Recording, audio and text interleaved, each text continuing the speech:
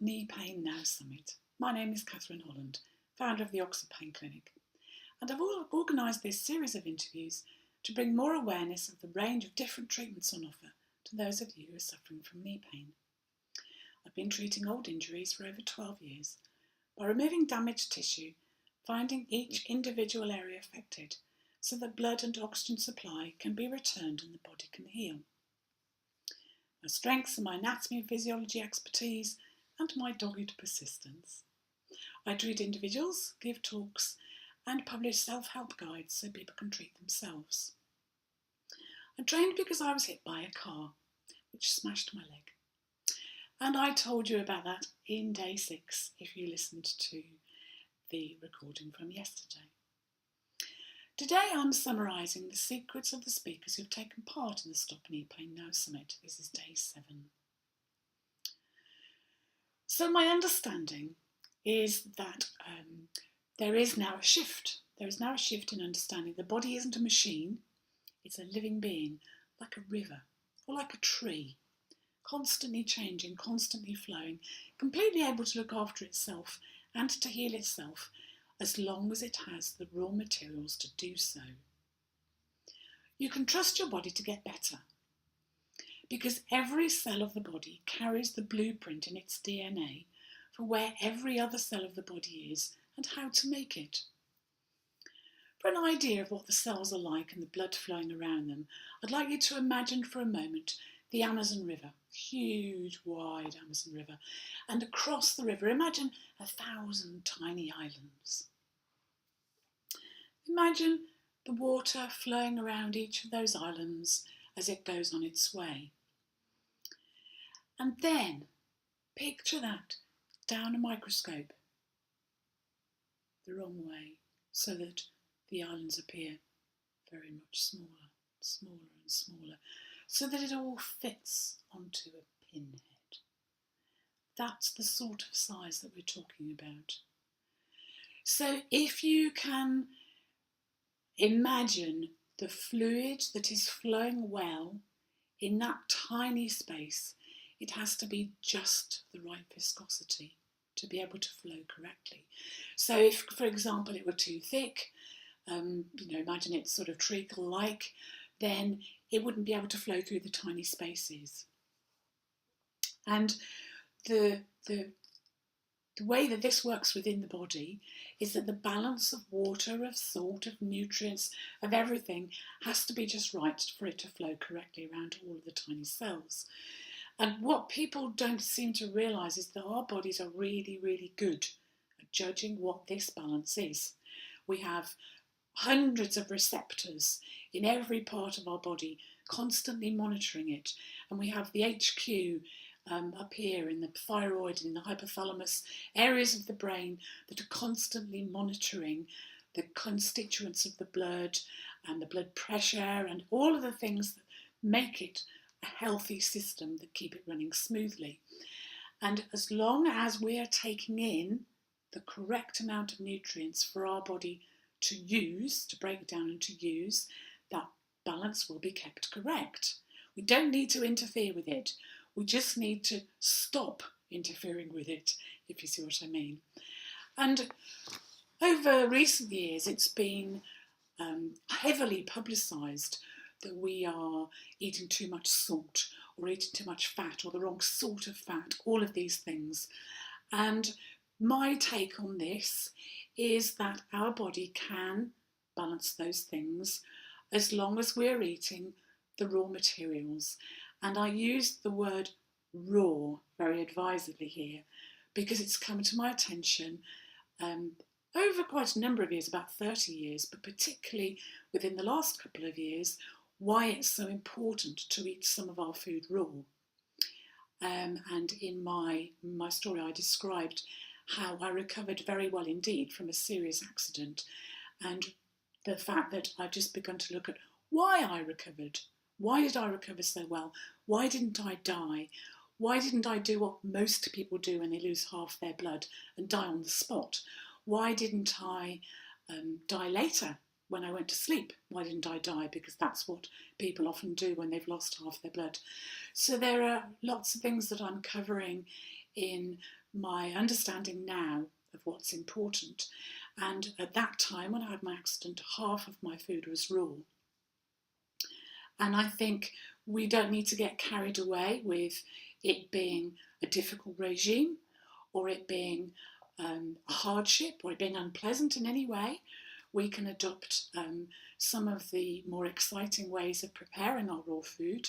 It doesn't have to be as dull as traditional salad in England is. Tomato, lettuce leaf, chunk of cucumber, which is what it was like when I grew up. In fact, just the lettuce and the tomato, just the cucumber and the tomato, and not the lettuce at all. And I have realised now, recently, that the most important food to enable our body to balance itself well are fresh, raw green leaves.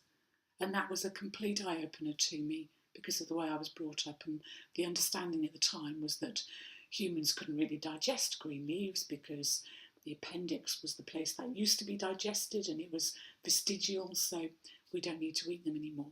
So with a whole load of this understanding, dietary advice is changing, and I would just suggest that you keep an open mind to all of this and don't buy in to the fear that seems to be the way that some manufacturers are encouraging people to adopt an unnatural lifestyle. So, for example, your body really needs fat and it really needs sunshine. I'll just leave it like that, and you can look into it if you want to. So if we have this correct balance, our body can replace every cell with a cell of equal quality when that cell dies, which they do. They die frequently, repeatedly. It's perfectly normal.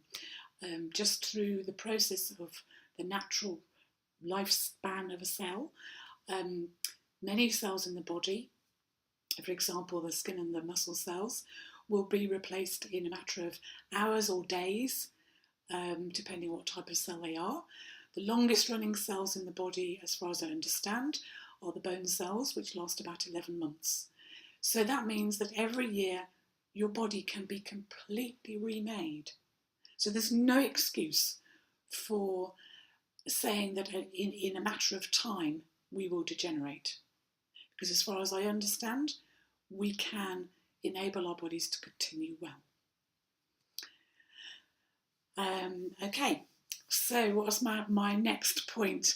This leads on very nicely to the fact that I don't believe that body structures wear down or wear away. They may be damaged in the normal run of events. So, for example, if I do some strenuous climbing, or if I were a weightlifter, or if I were a sprinter, sometimes some of the muscle tissue is damaged. Some of the strands of the muscle are damaged, and if the body has the correct nutrients flowing to all the right places, it will replace them, it will repair them. And it is also perfectly normal to need to rub an area that's been strained. Usually my legs, actually, it's my quads. It's normal to rub an area that's been used very hard, particularly towards the heart, so sort of this way, back up towards you, so that the damaged tissue can flow away, to help the lymph to take away any damaged tissue, so that fresh blood comes in and repairs it. And in that way, you can keep going indefinitely. So rather than the old-fashioned view that I was taught when I did my first biology qualifications, that the bones create the structure of the body, as one of my teachers, in fact James Earls, the man who did the first training on this series, this summit, he said to us, you imagine the skeleton. If there is no soft tissue there, the bones will just fall in a heap on the floor. They are not a structure. They are something for the muscles to be attached to, but when the muscles and the fascia and everything is working properly, the bones are held apart by the muscles. So if you think about that in relation to particularly knee problems and knee damage, and the standard teaching and understanding of the way knees work, it throws a completely new light on it. So I hope you've enjoyed listening to the various contributions by different speakers, because each of them has brought their own way of seeing this. Okay, so another thing I'd like you to visualise, which I find very useful, and I found useful when I actually did it in practice, is to visualise the body and its cells and think about them as microscopically small as they are, and think about fluid enveloping each one, a bit like the sand that's washed by the sea. Each time a wave comes in, the water carries some sand and even some pebbles, and the water is surrounding and enveloping every single grain. And that's what has to happen in our body. All the time, each cell in the body is being bathed and being fed by the blood as it moves around the body. And this also brings me to an understanding, having looked microscopically, is that the number of cells, as I said in the pinhead visualisation, the number of cells, I understand it's 100 billion in the body, means that within even quite a narrow structure like a finger, there are layers and layers and layers. And that means that when you're working and trying to encourage, and I do this a lot with my fingers because I'm always straining them, when we're trying to encourage repair to any area that's painful, we have to repeatedly move over the same part. So if I've been climbing, or I've been riding my motorbike, or even riding my push bike, or I've been undoing something really tight, or lifting something heavy, I often find I need to give my fingers some attention.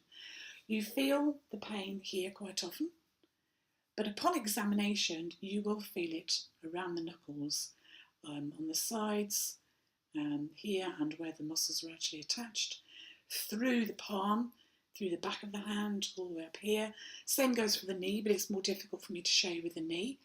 But I'm actually thinking of doing a presentation showing people how to treat their own knees. So that might be an individual Skype session, or it might be a video that I make that will be available on YouTube. And also, I would like to acknowledge how quickly the body can heal.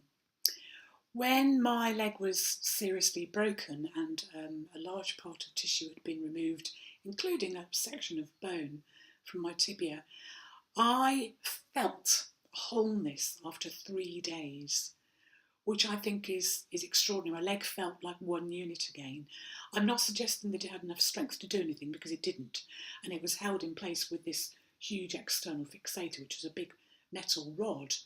But it was a very interesting sensation that as long as I stayed still at that point, because of this type of injury you can't move because the bone would break again, but it was really interesting that in that sensation it felt complete at 3 days. And I noticed also that I didn't have any pain after that point, and I haven't had any pain for a very long time indeed. When I started walking and using it again, it was very painful for quite a time. And it was painful when my therapist was working on it, when Anne was working on it. But generally, day to day, I don't have any pain in my leg at all. Not in the knee, which had 3 huge bolts through it, and also some very deep cuts above the biggest injury, where I had the degloving injury and the break in my tibia. I had also a number of other injuries. And I don't have any pain in them at all, which is truly wonderful. It means that I can get on with what I want to do and continuing to make it bend as well as it possibly can. If you would like to get an opportunity looking at a microscopic view of the activities inside the body, I would suggest the place I know you can do it, which is at one of the Mind, Body and Soul festivals, 2 of which I shall be attending in Cheltenham and Birmingham in October and November, where there is a lovely woman called Virginia Dutton who does live blood analysis. And I asked one of her customers, one of her patients, they do a thumb prick and then they analyse the blood for various nutrients, in fact, is what she's doing it for. But it enables you to see the blood at work still moving around, still cells all still active.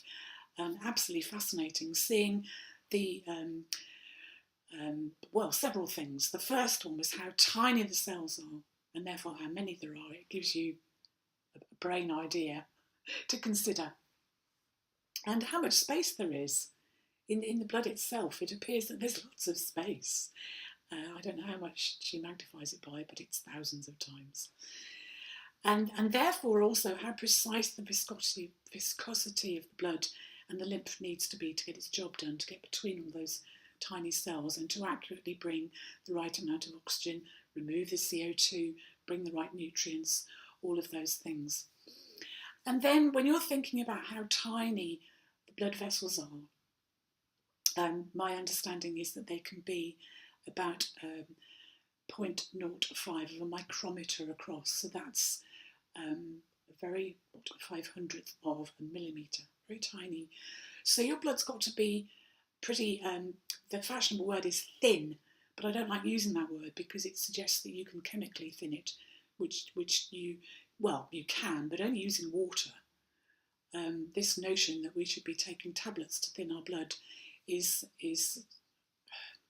at best foolish, it seems to me. Okay, so you can have a look at that. And then the fourth thing that I realised from this is how important it is to touch the outside of the body, because the influence we can have on these tiny, tiny cells and to help the blood and the fluid flow around them is that if we just press, I'll put my arm down, I hope you can see it well, if we just press when there is an ache or an injury, it doesn't have to be that hard.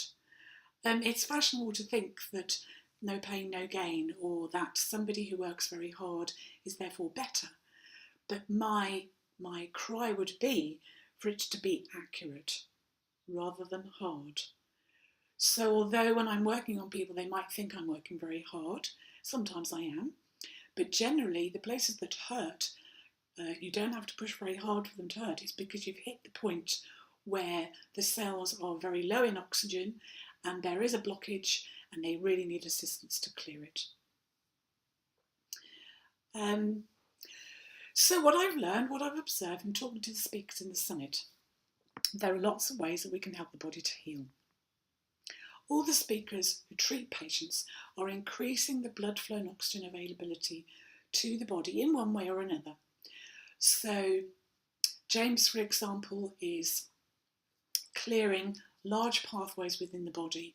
So he's working on the fascia and he's working on the tightness and bringing things into line, all of which, of course, will open up the pathways for the blood and fluids to flow. Bill, for example, is really helping people to change their habits. So he's helping them not to be using unnecessary tension. And he's helping them to let go of the fear that they have about using their body, even if it's going to hurt. He is allowing them by helping them to move and manoeuvre and to passively exercise areas that are injured. All of those things will increase the blood flow and the oxygen flow to areas of the body. And Cinda has a particular series of stretches and mobility exercise that she helps people with, bearing in mind that she often treats people who are very overweight. That's her specialist area. And so these people are not going to be moving around very much, not going to be exercising very much. So she's using other ways to help them to encourage the flow of blood and oxygen so that it gets reoxygenated. And just helping you to understand that heavy aching feeling you get when you've been still for too long is a feeling of stale blood, a feeling of lack of oxygen. And that's why as soon as you move, you feel better.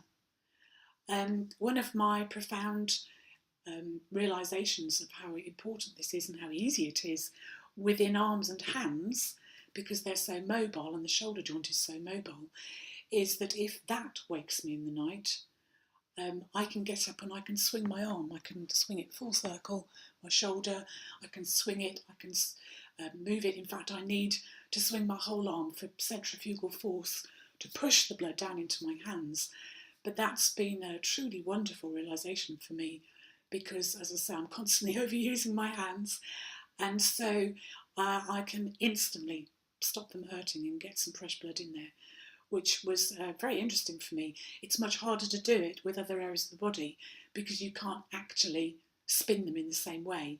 But it means that I've proved to myself that getting the blood and fresh oxygen to the area can instantly change your experience.